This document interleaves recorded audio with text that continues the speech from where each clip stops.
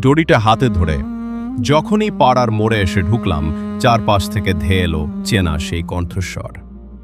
ভাই, গরু কত নিল? চায়ের দোকানের আড্ডাটা এক মুহূর্তে থমকে গেল। সবার চোখ এসে পড়ল আমার এই বোবা বন্ধুটির ওপর। কেউ ওর শান্ত চোখ দুটো দেখল না, কেউ ওর ক্লান্ত পায়ের ধুলোবালি খেয়াল করল না। সবাই ব্যস্ত রইল শুধু একটা সংখ্যার হিসাব মেলাতে। কত টাকায় কিনলাম, জিতলাম নাকি ঠকে গেলাম? হাটের কাদামাটির চেয়েও যেন চড়া হয়ে উঠল মানুষের কৌতূহল। আমি একটা ম্লান হাসি মুখে ধরে রাখলাম। মুখে একটা সংখ্যা উচ্চারণ করতেই কারো চোখে দেখলাম তৃপ্তি, কারো ঠোঁটের কোণে মৃদু অবজ্ঞার হাসি। মধ্যবিত্তের এই এক অদ্ভুত লড়াই, ঈদের আনন্দটাও এখানে লুকিয়ে থাকে, সমাজের দেওয়া এক অদৃশ্য দাড়িপাল্লায়।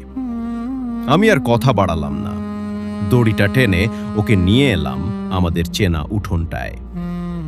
সবাই যখন দামের খতিয়ান মেলাতে ব্যস্ত, এই নিষ্পাপ জীবটি তখন শান্ত হয়ে আমার হাতটা শুকে দেখছে।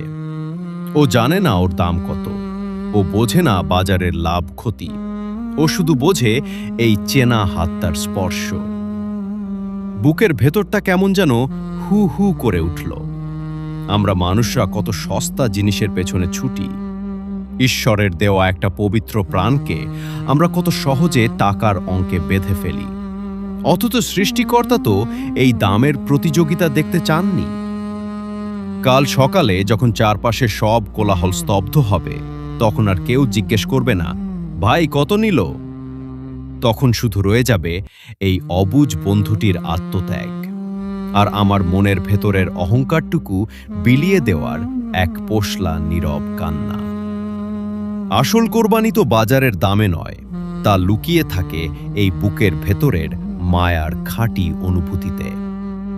কবিতার নাম ভাই, গরু কত নিল, লিখেছেন মাহবুব আজাদ।